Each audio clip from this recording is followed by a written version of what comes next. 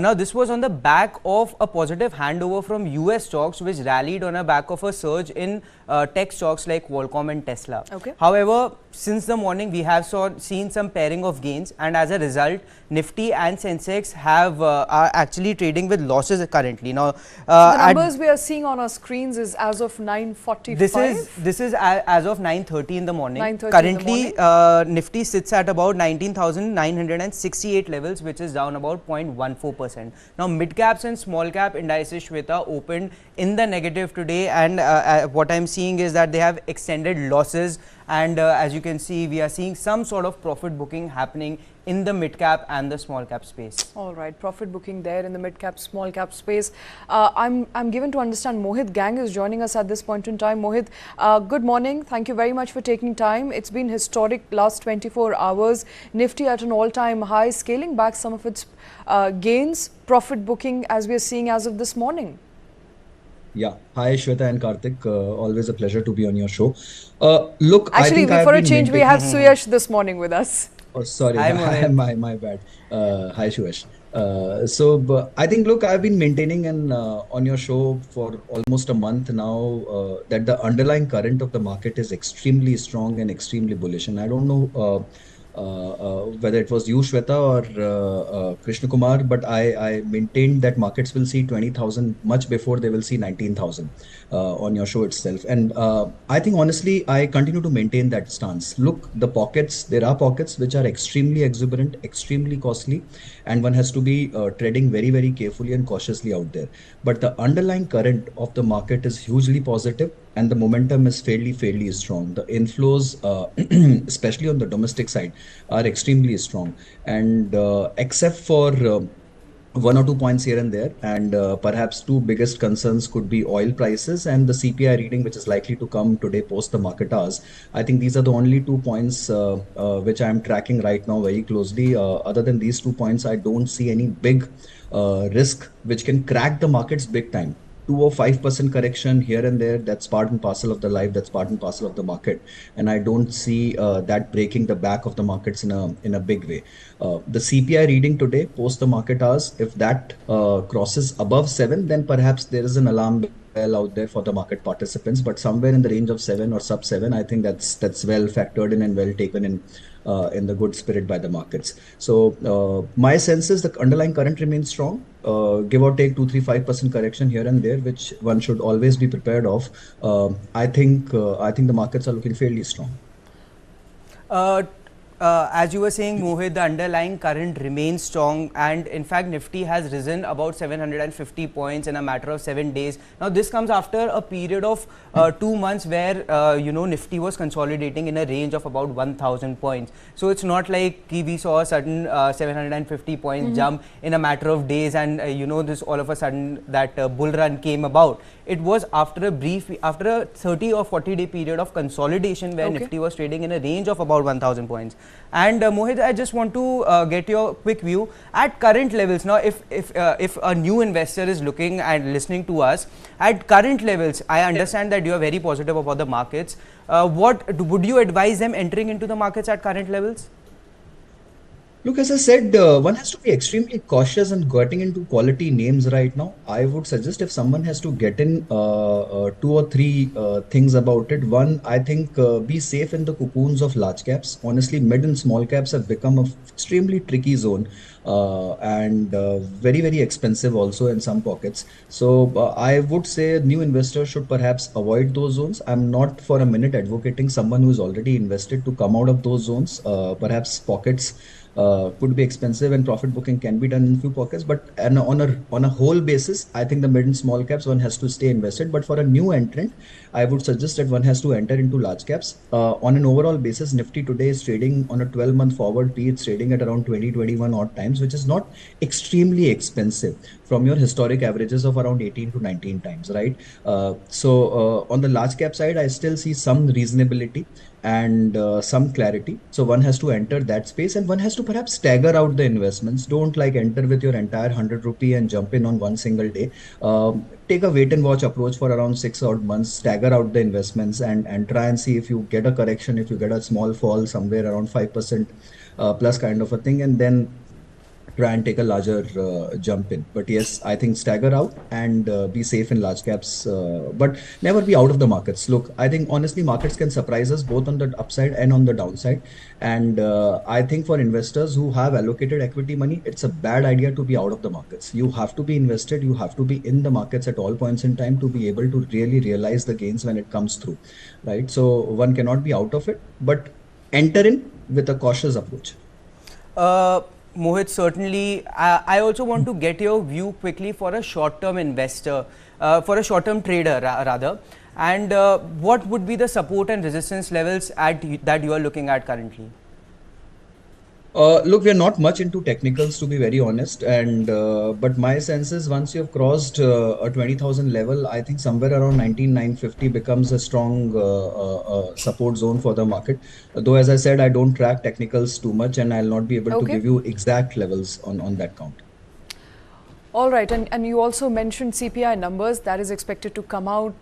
You know, the sentiment is largely positive. July numbers likely, or rather August numbers likely to be better than September numbers is what many are expecting. What is going to be, I mean, what are the analysts saying at this point, Suresh? Do we have an estimate of what the inflation numbers would look like? So the inflation numbers will certainly decide the current of the market, and the expectation is that the inflation will moderate slightly from July's 7.44% print to about 7%, but we still need to remember it's much ahead of the RBI's tolerance levels of about 2 to 6%.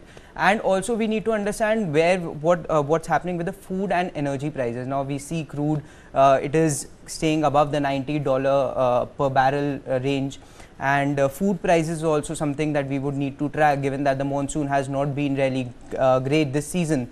So CPI print will definitely decide the direction of the market, but the expectation is that we might see some sort of moderation in inflation, but it will continue. The price pressure will continue to persist. All right, price pressure expected to continue. Mohit, the numbers are not out. Everything in the realm of speculation, perhaps what many analysts are estimating, looking at, but August numbers definitely expected to augur well for the markets as opposed to July number, albeit very small difference there from 7.44 to about 7%, still at least 1 percentage point above RBI's tolerance band. Look, so the inflation has been trading about RBI's tolerance band for quite some while, but we have to also understand the underlying components of the inflation. I think predominantly it's been spiked up for a couple of reasons. One is the food inflation, and second is some bit attributed to the oil basket. Right now, on food inflation side, there's very little RBI can do with the monetary policy. So I think honestly, they are with whatever the monsoons have been, there is a deficit monsoon in the eastern part of the country and almost a normal monsoon around the western part. But I think perhaps the September rains will become a major determinant of the food prices in this country. But from RBI's expectation, which I think the governor also mentioned in his last MPC meet, that they expect post September the inflation to moderate, the food inflation to moderate, right? So if that happens, I think we are well within the watch list of the RBI, and RBI though is keeping a track on it, but I'm not sure or I'm rather hopeful that they're not trying to use monetary policy as a tool to contain this inflation, but they're leaving it much to the monsoons and the cyclicality factor, and I think they're hoping that it will cool off post September period. All right. As Mohit also mentioned, Shweta, CPI numbers will also give cues for the central banks. Absolutely. Now, FOMC, so US comes out with its CPI print tomorrow, and it will give some direction to what the FOMC decides to do with the interest rates, which the meeting concludes on September 20th, I suppose. And the expectation earlier was that FOMC will continue to hold interest rates, but now that we are seeing positive indicators coming out from US, where jobless claims have fallen, so the expectation has come that whether the FOMC will continue holding rates, whether it will raise rates. At least what I am reading right now, 93% about, or the analysts expect FOMC to hold the rates in this monetary policy meet, but in the November meet they might raise rates. Right. So the expectation is, of course, that FOMC will continue to hold on to rates, Mohit. This time around, perhaps wait and watch. Look, I'm not quite sure on that. The expectation in the US markets is that there is a rate hike impending. One last or maybe two more rate hikes of Okay. 25 bips each, but one 25 bips rate hike is impending. Now, whether it comes in this FOMC or it comes in the next one, it's anyone's guess. But I'm pretty sure there is one more rate hike, and which is factored in the markets quite clearly. All right, So Mohit, and while we are talking about FOMC, also yeah, let's talk about the RBI. MPC, RBI Monetary Policy Committee meeting. What is the expectation there? Look, as I told you, I think RBI seems fairly comfortable to be holding on to the rates for the time being, because I think the inflation factor, though, is playing extremely hard, and which should ideally in any central banker's mind. But I think they are also clearly comfortable that this will cool off. Okay. It's more a seasonal factor, and it's more a monsoon driven factor. So the food prices should cool off, and we have seen food prices cooling off. So tomatoes are back to where they should ideally be, in fact, much lesser. Government has taken a lot of steps in curbing imports and other things, curbing exports and other things of rice and all those things, right? So there have been measures which have been taken. I think that should all start playing out. My sense is post the September thing, once the monsoon is completely done with, you will know actually what has been the damage done by monsoons or not done by the monsoons, and that's where RBI will have to take a stance. But I Right. think in the coming meet, I clearly see a wait and watch approach. All right, and there is very little that the central bank can do by the way of tinkering of monetary policy to actually control food inflation, Suyash, and that is something we've been discussing here. A lot of administrative actions, of course, taken by the government. In fact, the latest that I'm also hearing and reading is that rice production in India is also at an all-time high. Essentially, we have enough buffer, we have enough pulses, we have enough rice, and perhaps prices could cool off post-September. That is the big expectations. But then it's the vegetable prices that have been a pain Absolutely. point. But vegetable prices are also moderating at this point. I mean, tomato prices, as Mohit said, is within affordability range. You can go out and you can buy and you can cook tomatoes I'm now. sure, I'm pretty sure very soon you will see McDonald's back with with tomatoes. back with tomatoes in the burger, All if they right. haven't started as yet. All right.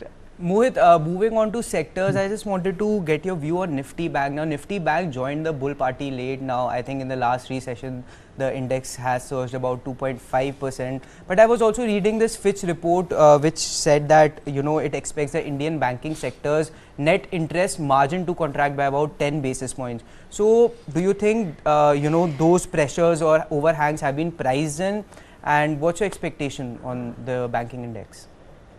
Look, I think on the whole, banking is the key driver of the economy, right? If anything good is happening in the economy, it has to finally translate into the banking as a sector. And the sector hasn't been playing out much, but I think it's off late, it has started joining the party. And to my mind, the banking party in India has just got started, to be very honest. I think Indian banks as an institutions are growing bigger and stronger. The NPAs are at an all-time low, and the books are looking much cleaner than what they were say 3-4 years back, and also the credit growth has been fairly strong, right? So I think all in all the party has just started. I'm not talking here short term, I'm talking here in a long trend kind of a scenario. To me, I think banking looks extremely positive, and especially the way PSU banks have turned around. Look, I think the whole story of this entire rally in the stock markets and plus the India growth story per se it's a story of the PSUs. Look at the turnaround out there; it's astonishing, right? And the PSU banks are still trading extremely cheap as compared to their private sector peers, and and on the book value and both on the price to earnings multiple. So I think there's a lot of catch up to be done out there. There's a lot of work also to be done out there, and one can never be sure when you're touching all these government sector enterprises. But I think there's a lot of value left out there on the table, provided the government keeps giving them the leeway to and latitude to work on their own and to improve their quality and to keep fueling the credit growth in the country. So I think the story is yet to be played out. As we are talking about PSUs, one of the themes that have emerged, Shweta, has been the railway stocks. We have been tracking that theme over the past couple of weeks. But something snapped this morning. Something snapped, and I wanted to get Mohit on it, that we have seen railway stocks, forming, like a lot of them I think have turned multi-baggers this year itself in a span of, 4 or 5 months. Several stocks are trading near their 52-week high, and we have seen time and again there has been trigger. But yesterday we saw that IMEC which will also include a railway and a shipping corridor, also provided, but some impetus to the railway stocks. But now then we also but then the railway stocks were expected to be up and about. This morning they were expected to perhaps further some of the gains that they've made. Shweta. But it's actually the opposite. I'm looking at railway stocks, Mohit. IRFC down about 2.42%. Railway Vikas Nigam down about 6.86%. This is what I'm reading as of now. The current, the current sort of snapping in the stock prices of some of the railway stocks. What's happening here? You sudden surge and then sudden reversal. And Shweta, also we need to keep in mind that these stocks have been rallying on the back of announcements. So no contract has been awarded yet. Absolutely. So seems nothing like perhaps tangible. Irrational exuberance in railway stocks. Mohit, what do you reckon? Look, I think it's a mix and match of multiple scenarios. So there has been irrational exuberance, as I said right at the start of the show, that there has been a lot of irrational exuberance in multiple pockets on the mid and small cap side. And railways can be attributed to both. Look, we cannot deny the story that Indian Railways is a transformation. Railways are flying and there are contracts, and government is putting it all its might behind the railways to modernize it, to equip it better, to change the tracks, to electrify the tracks, to building fast tracks for your faster trains and all those kind of things, right? So all these companies there is a positive tailwind definitely in the sector, but does it justify the kind of valuations and the kind of run up which has happened in all these stocks? Perhaps not, right? One has to be extremely careful and cautious while entering into these pockets. And I was yesterday reading one report which Kotak Institutional Equities has come out with, and they've refrained actually from mid cap recommendations. They've said we are closing down our mid cap recommendations for the time because we find everything absolutely expensive. And there's no pocket which we can recommend to our clients right now at these levels and multiples. And railways perhaps is one such story which has got overplayed in the market. You definitely cannot enter that space right now. If you've been sitting on gains, I think I leave it to the discretion of the investor whether they would want to take something out on the table on those gains. But now the story is fairly long term, and how the actually order books materialize and how the actual growth comes in. The news has all been factored in. So for a long-term investor, I think it's a wait and watch mode that they need to maybe adopt at this point in time. They want to, participate in the railway story, perhaps not the best price levels to enter at. All right. The railway story, the infrastructure story for that matter, Mohit. We've been tracking some of the developments post G20, and of course on the back of that was the mega announcement of the IMEC, the India Middle East Economic or Europe Economic Corridor. That corridor that many thought is expected to be a transcontinental, perhaps a rail link or road link. That's not happening. It's going to be a trajectory largely routed between continents through perhaps ports, which means essentially that there is going to be greater impetus towards building better ports or using existing ports to make use of this corridor. But on the back of that, we saw infra stocks, in fact, being extremely exuberant yesterday. Yeah, look, honestly, I think rail corridor was out of question unless you have Pakistan in the project. Otherwise, that remains out of the question. So there has to be a shipping corridor which has to be built for that kind of a corporation, right? Right. So yeah, I think look, capital goods and infra stocks as a sector has been underperforming now for almost a decade, kind of, or maybe for almost like 6-7 years, and it's a long homecoming story. The entire space in India, if you see the companies which operate in this segment, they are the least leveraged in the last decade or so, right? The debt to equity ratios have come down dramatically. Companies' balance sheets are looking much stronger out there, and I think that is one sector. Given the impetus of the government, budget after budget, we are seeing the allocation to capital expenditure by the government has been increasing, and one is extremely hopeful. I think last budget was 22% of government expenses, which is an all-time high number on capex. right? So if government continues to push the growth of airports, railways, ports, power as a sector, right? I think those are sectors which has huge potential in a country like India, and I continue to believe in that story. I think that is one space where we remain extremely positive and confident. Again, with a caveat that yes, valuations can be very expensive on some sides, but I think on the whole, that is an extremely promising story for India. All right, Mohit, and while you're at it, let's also quickly take a look at some of the stocks we are tracking this morning. Yes, Shweta. So one of the stocks that we were tracking earlier this morning was Reliance Industries. The stock has been in the news. Yesterday we heard about its partnership with Nvidia for an AI model. Now today we came around with the news that KKR, which is a private equity firm, has picked up additional stake in Reliance Retail, which is a retail arm of Reliance Industries. Now KKR has picked up an additional 0.25% stake in Reliance Industries at for a consideration of about 2070 crore rupees. Okay. Now KKR's total stake in Reliance Retail rises from about 1.28% earlier to 1.42% now. Now KKR's investment, Shweta, values Reliance Retail at 8.36 lakh crore rupees. Now incidentally, when KKR invested in Reliance Retail for the first time back in 2020, the valuation was about 4.21 lakh crore. So in a span of 3 years, Reliance Retail, as per the valuation, has almost doubled. Yes, and also the valuation which Reliance Retail has been able to attain from KKR's investment is higher than the valuation of 8.27 lakh crore which it got from Qatar's QIA, Qatar Investment Authorities, which invested about 8,278 crore for picking up a 0.99% stake. All right, so a lot of good news there coming in by the way of Reliance. Yet the Reliance stock Retail has not been active. Absolutely. The stock has been under pressure, and largely it has been trading in a range of about 400 points for the past 2 years. Even in today's morning trade, as you can see, the stock is marginally down by about 0.2%. Mohit, I think it's important to figure out what's happening here. Reliance Retail as a business continues to grow. I think as my colleague rightly pointed out, looking at the numbers, in fact, valuation has doubled in a span of couple of years. The retail business, that I think it's now about time for Reliance to perhaps also looking at demerging its retail business from its main businesses.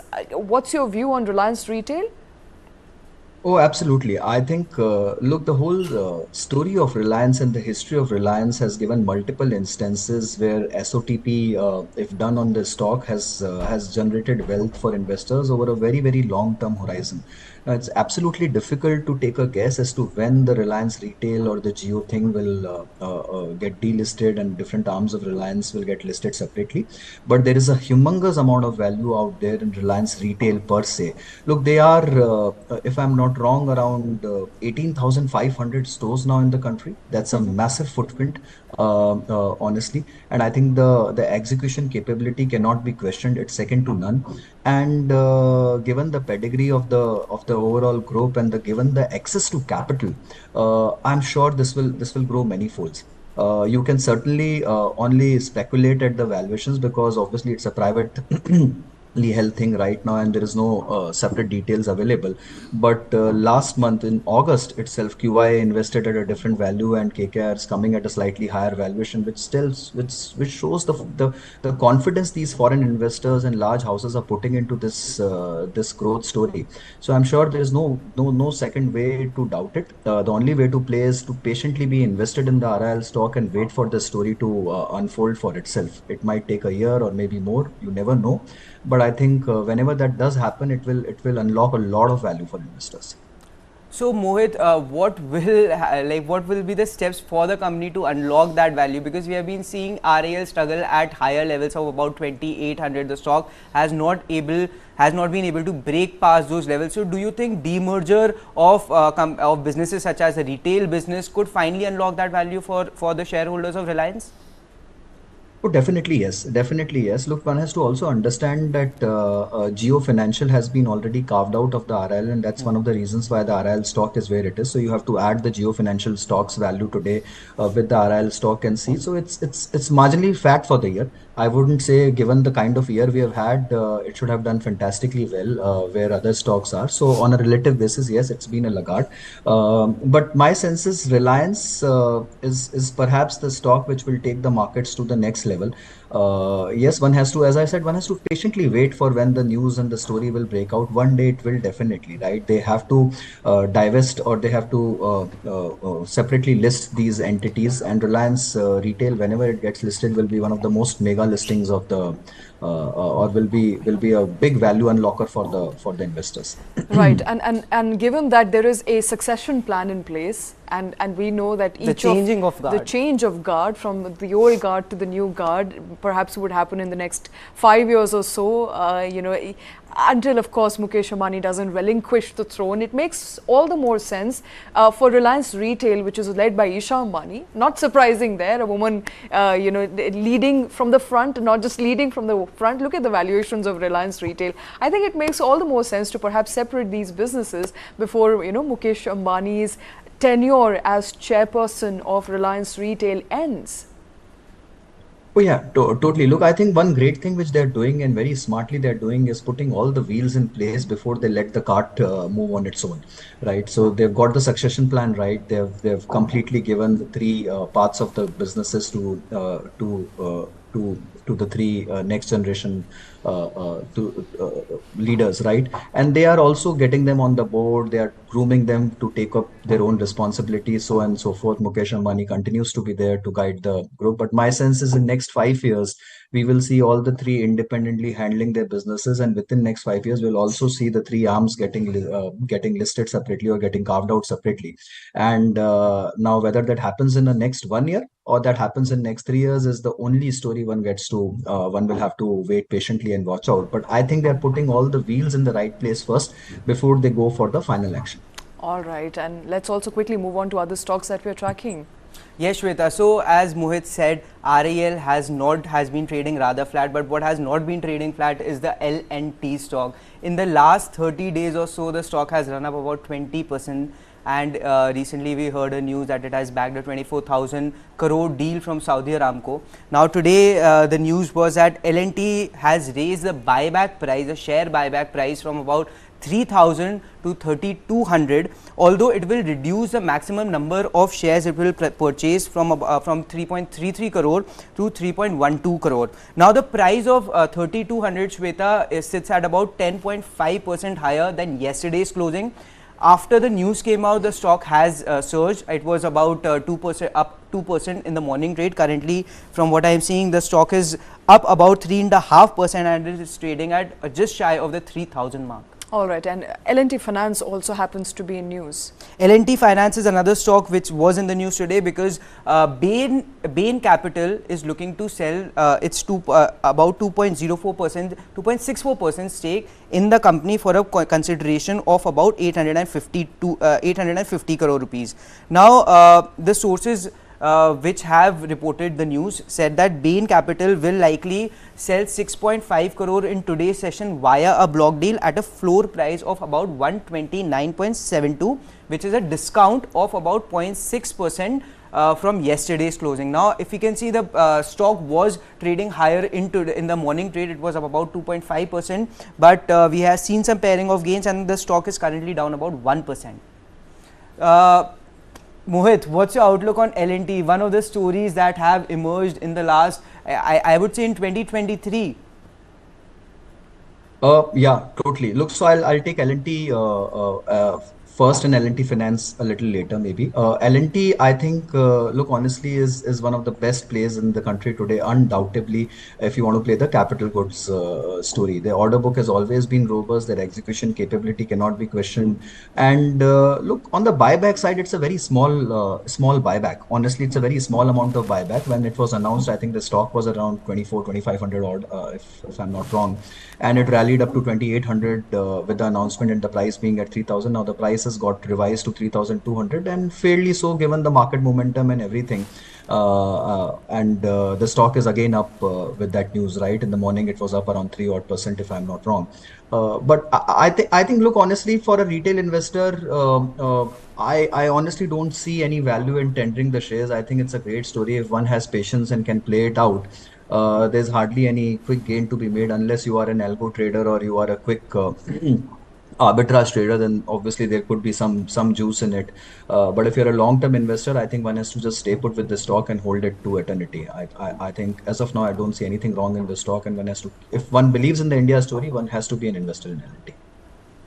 On the second part, which is L&T Finance, I'll quickly. I think the stock has been a great underperformer, honestly, for a fairly long while. It's just last 1 odd year or 2 years that seen some action on it. But compared to the other peers, I think it has been a massive underperformer. I think what smartly these guys have done is they first divested out of the wealth business, which was a part of the L&T Finance. They sold it to IIFL, which is now 361. Then they divested out of the AMC business, which got sold to HSBC of late. And Bain remained as an investor. And I think Bain was one member on the board which guided them to divest these non-core businesses so that they could realize some value, because the stock wasn't performing, right? And the core business hasn't been growing so great. And I think after all that has been done, Bain has obviously taken off its value on the table for whatever they could. But on the whole, the core business, honestly, I think hasn't been growing much. If you see, the revenues has been broadly flat, though it isn't very expensive compared to the other peers in the story, in the thing. But I would still not be invested in it. I think you have better players in the market right now. All right, Mohit Gang, CEO, Moneyfront. Thank you very much for joining, for taking time out. Always a pleasure, Mohit, speaking to you. Thank you so much.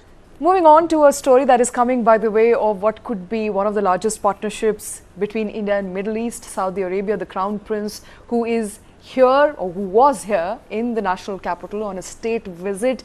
Lots of deals, MoUs were signed between leadership of Saudi Arabia and India. My colleague Amit Ranjan walking in to perhaps talk about what these mega deals were, but to sum it up perhaps, what we now know is that India, which is one of the biggest importer of oil from Saudi Arabia, is also now going to be an importer of not just oil, perhaps also other green energy solutions. No, we are going to transform our relationship from being a net importer of oil and natural gas, that's LPG, cooking gas, that's LPG, to a net exporter of green energy, that is hydrogen and renewable energies. No, but then we are only going to export once we get it from them. Yeah, so yes. it's going to be so connected the relationship to a power, will change. And it's a very ambitious project, and it's probably it's as ambitious. It's going to tie India and Saudi Arabia into a knot. Undersea power cables between India and Saudi Arabia are planned. It's going to be a mammoth task. The MoU was signed between the renewable energy minister, Mr. R.K. Singh, and his Saudi counterpart, Mr. Abdullah Aziz bin Salman Al Saud. Yesterday. Now, to put this in perspective, there are 485 undersea power grids globally. Okay. The longest one is between Denmark and Britain, which is 784 kilometers long. The shortest distance between Gujarat and the Gulf, that is Saudi Arabia, is a mammoth 179 nautical miles, which is 1,998 kilometers. So it is almost 3 times, or at least 2.5 times, the longest undersea power cable that exists right now. All right. So, right. As and when this project kicks in, the potential is basically what PM's vision is: one grid, one earth, and one power. Right. So essentially, let's, for the benefit of our viewers, understand what is happening. So far, we were only importing oil. That relationship is going to change from here on. Yeah, it's going to export. And the MOUs that are signed, they also have to do with expansion of reserve capacities in India, where Saudi investments is going to flow in. Right now, we have 3 locations where we store our oil that we import, and that is going to increase. So that is also in the ambit. But yeah, this undersea project is the most ambitious of them all. All right, a very ambitious project. Let me also quickly get in my colleague Krishna Kumar to perhaps also walk in and explain what this relationship will look like. But before we do that, let me quickly tell our viewers what has happened so far. We are looking at a better relationship, a trade relationship between Saudi Arabia and India. The relationship is fast changing, and also fast changing on the backdrop of what was arrived at in G20, and that is moving towards a more sustainable future. You cannot just bank on non-renewable sources of energy anymore. Oil, you have to move away from oil. You have to look at alternatives, which is where Saudi Arabia kicks in and the power cables kick in, because you are looking at importing not just oil anymore, but also perhaps greener solutions, hydrogen, and all of that could mean that India will soon perhaps transition not just very fast, but also start exporting some of these green solutions to the world. Well, I mean, I think that would be a little far away at this stage. What I can actually think of from what has been discussed so far is the fact that Saudi Arabia, at the end of the day, is the king of non-renewable energy in the world. They export oil to the entire world. So it's ironic that we are signing a partnership for a corridor in which we're going to be having power cables and hydrogen transportation pipeline as well. What I'm actually more interested in, the question you began by asking, which is the trade relationship between India and Saudi Arabia. The fact that a free trade agreement between India and the GCC, which is the Gulf Cooperation Council, which is the collection of all Gulf countries, that was, the discussions between Prince MBS and Prime Minister Modi. They say that the discussions that they had could act as a catalyst for the final signing of that free trade agreement between India and GCC. So for me, in the entire scheme of things, that's what I'm extremely focused on. $100 billion worth of trade is what they're talking about. So I'm doubling of that trade. And doubling of that trade. So those are, to me, are the big highlights. Yes, this is a pipeline which is, as of now, a pipe dream. I'm hoping that there'll be more clarity. There's still talk on the entire IMEC pipeline, how the finalities would be arrived at, and etc., etc. But in the meanwhile, if we are in these conversational terms with a Kingdom of Saudi Arabia, both in terms of investments and in terms of the corridors, I think it's a double positive for India. Absolutely, double positive. I mean, doubling of trade deal, doubling of trade relationship to what we're looking at. It's a double-digit $100 billion in value in years to come. And remember, on the back of that state visit of Saudi Crown Prince, 8 firm deals were signed, more than 24 MoUs were signed. We don't know the details of all MoUs just as yet, but what we are looking essentially is a transformation of partnership. But also, quickly, let's also understand Saudi Arabia will play a very crucial role when it comes to the IMEC, or the India, Middle East, Europe corridor. It's going to be one of the major players there as well. It's going to act as a bridge for this corridor. Yeah, so I believe part of this connection of even the grids will lead not just to connecting India to Saudi Arabia, but also ahead to Europe. So that's part of the whole thing. But yeah, like we explained yesterday, and Karthik put it very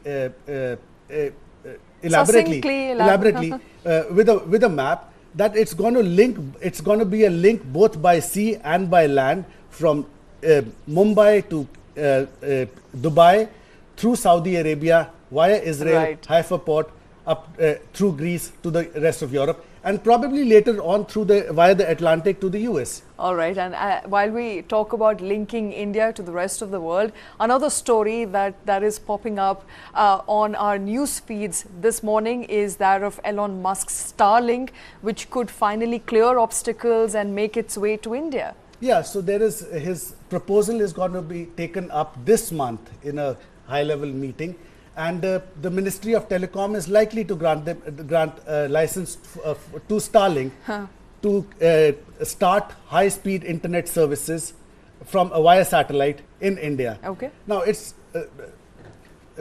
Elon Musk has 4,800 satellites up there. That's half of all the satellites that are up there. This is going to be one or probably more than that. So there are obviously security issues which the Home Ministry was concerned about.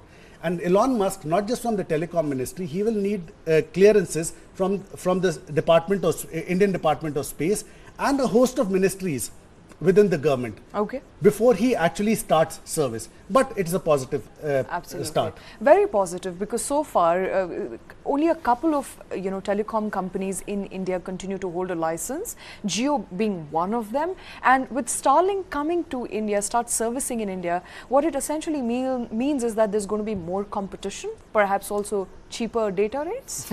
Well, Jio has done the job for us already. You don't need Starlink to come and do that. But what Starlink does, Shweta, if you ask me, the difference between the existing telecom players and what Starlink does is Starlink works on a completely different technology. It promised from Elon Musk, if you remember, is that I want to bring Starlink to India to make sure internet reaches the most remotest parts of the country. Okay. So that was the original idea. That's why it's space. So that's why anywhere. It's because the internet comes from space. You don't need cables. You're none of that. So in a sense, it was seen as a boon for remote corners of India to have Starlink, where telecom companies are already bleeding cash, already suffering from so much of taxation that they have to pay, so many cases they are fighting to not pay the taxes that they've been asked of them.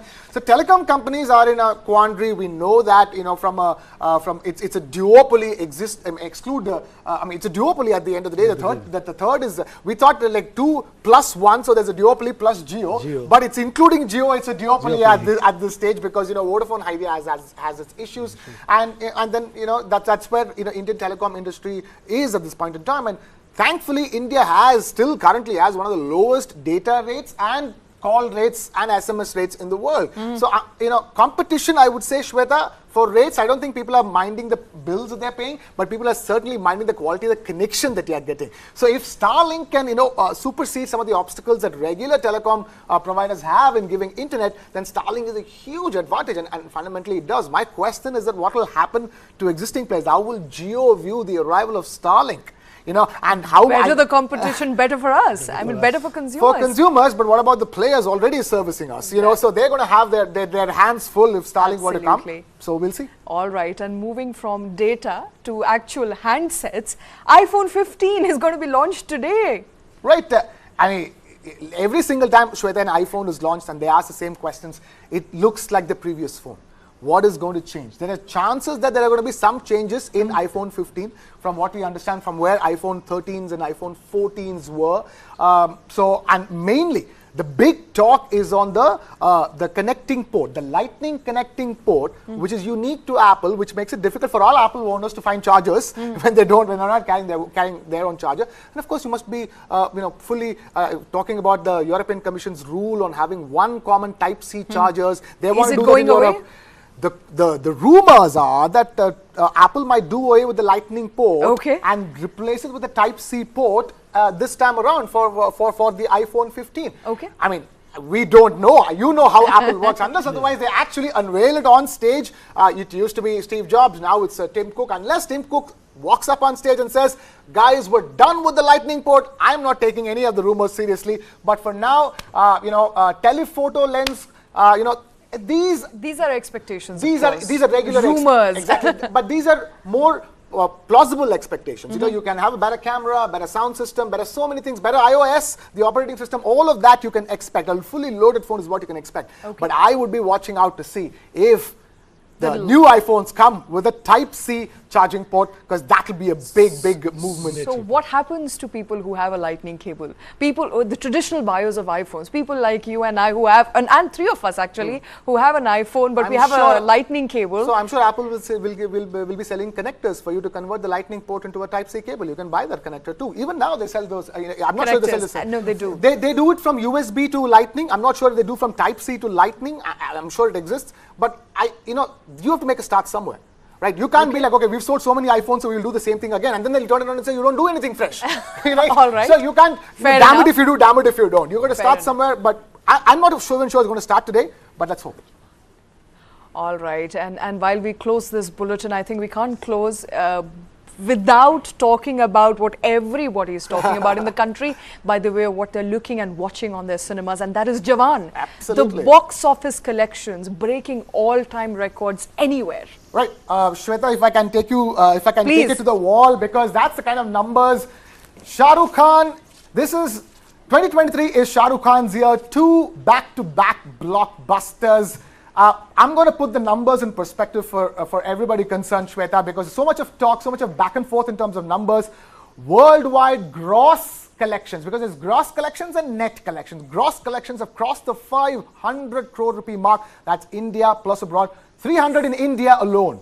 Net So 500 crore rupees all in all. 500 crore rupees gross collections all in all across the world. But then again, the numbers usually are compared. Sometimes they compare net numbers, sometimes they compare gross numbers. But we're putting out all the numbers here so that everybody understands what's going on.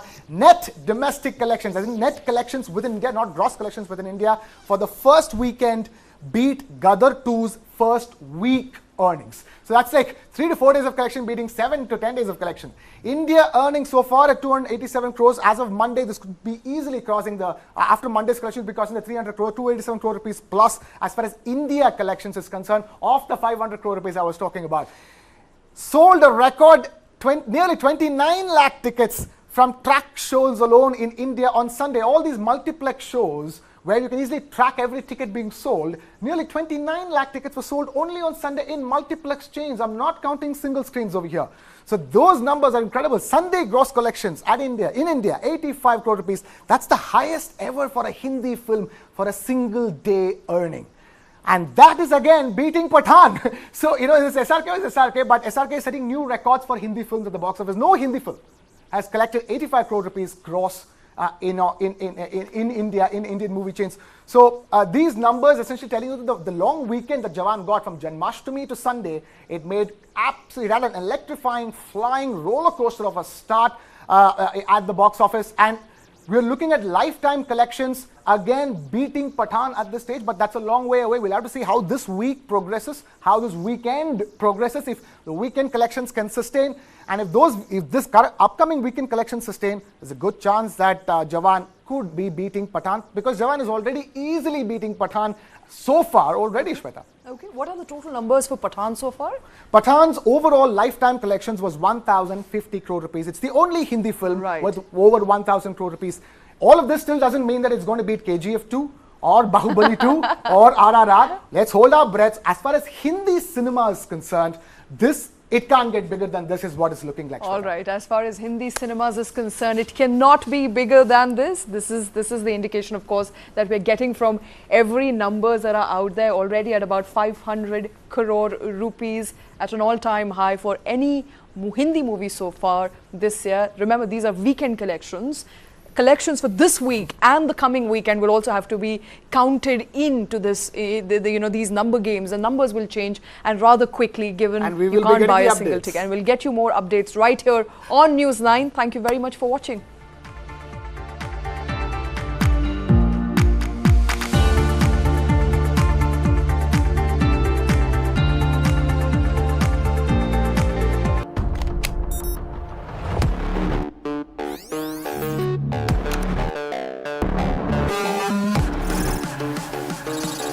ChatGPT. It can generate codes and human-like responses through text, write stories, and do a lot more. I work in a newsroom with anchors, researchers and scriptwriters, graphic artists, producers, video editors, camera crew. But does a newsroom really need them today? All of us have to think about unique and distinctive value addition that cannot be automated or repeated or replaced by a machine. ChatGPT may kill many companies. A human has to be in the loop with an ability to control this. Dark Side of the Boom. Streaming now.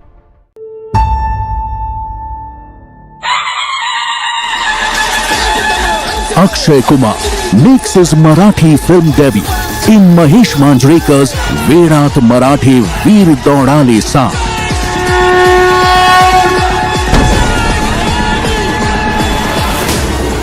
What's inspired Khiladi Kumar to foray into new terrain? Playing iconic Maratha king Shivaji Maharaj, he's jumping on a bandwagon that spells magic on the box office. Why are filmmakers in a rush to chronicle the life and times of Shivaji Maharaj? Why do we feel the hunger, the need? Why are we compelled to make a film on Chhatrapati Shivaji Maharaj, and that too so many films? For a simple reason, he was the people's king. So I think there's this herd mentality in the film industry. One film clicks, then there's a line of producers who announce films with similar storylines. Personality that has not been adequately explored on the big screen.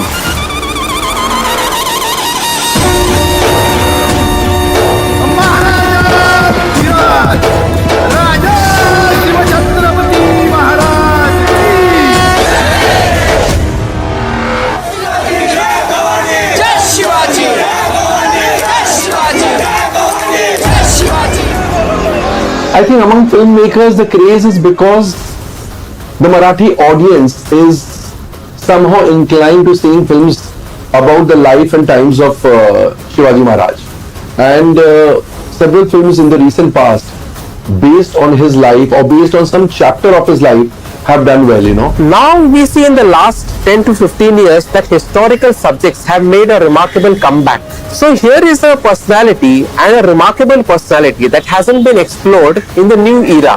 I think that's the reason a lot of filmmakers are tapping into Chhatrapati Shivaji's life in order to depict it on the big screen and on OTT platforms and other such platforms. One other factor that is also responsible for this series of movies on Chhatrapati Shivaji Maharaj is that ever since Prime Minister Narendra Modi's dispensation has come in 2014, there have been previously neglected historical figures around whom there has been plenty of discussion, whether it is Netaji Subhash Chandra Bose, whether it's Veer Savarkar, whether it's Chhatrapati Shivaji Maharaj. The rising number of films on Chhatrapati Shivaji Maharaj is also directly linked with the current political mood in Maharashtra. So we have been depending on these stories which are borrowed. Our heroes have been borrowed, our icons have been borrowed. Where are our real icons? Where are our real heroes? It is high time that we go back to our text, our scriptures, our history. A film with authentic history of Chhatrapati Shivaji Maharaj. I am damn sure that it will be one of the biggest hit ever of Bollywood industry. Shivaji Maharaj's valorization in pop culture began in the 1970s. Most of the 8 films released in the last 2 years have been successful. Pawan Khend, of course, was a huge hit, but most of the films based on the life of Chhatrapati Shivaji have done well at the box office. So I think this is the primary reason why so many films are being made. When we talk about the history of India, so very conveniently we are made to forget the Maratha Empire period. Very conveniently. What are we told and what have, as a kid, what have I studied? Okay, there used to be Mughals and then Britishers came. Right? So this is what we have been taught. What a huge lie it is. What a blatant lie and shameless lie it is. So between the Mughals and the Britishers, there was Maratha Empire, and it was huge. It was humongous. It qualifies for being called one of the biggest samrajyas of empires of the time. So that kind of power, that kind of influence which Chhatrapati Shivaji Maharaj had, probably that is the reason that we want to tell his story. That okay, such a great son of India, who was not given his due respect, who was not given his due credit. He is an icon across social and cultural categories. He is an icon across castes and communities in Maharashtra, and also increasingly across India. When the freedom movement was on, everybody from Mahatma Jyotiba Phule to Lokmanya Tilak to Lala Lajpat Rai depicted him as a hero that Indians needed to look up to when they were fighting their freedom struggle against the British. We know that Mahatma Phule wrote about him. Tilak started the Shivaji Jayanti festival, which was then adopted in states across India, by provinces across India. There came a point where the Shivaji festival became bigger in Bengal than it was in Maharashtra. Firstly, that the depiction of Chhatrapati Shivaji Maharaj in Indian history has not been adequate, and it has also not been correct. Because for a long time he was depicted as a leader who may be restricted to a region. At the same time, his vision was not restricted to the Marathi speaking regions. His vision spanned the entire subcontinent, and that is why he focused on the navy. If you combine the defense vessels and the trading vessels, then the vessels of the Maratha Navy during Chhatrapati Shivaji's lifetime come to 700, and he starts trading with West Asia and other places. So how can we say that his vision was restricted to a particular region? Not at all. I draw from Chhatrapati Shivaji Maharaj's history is Idam Namam.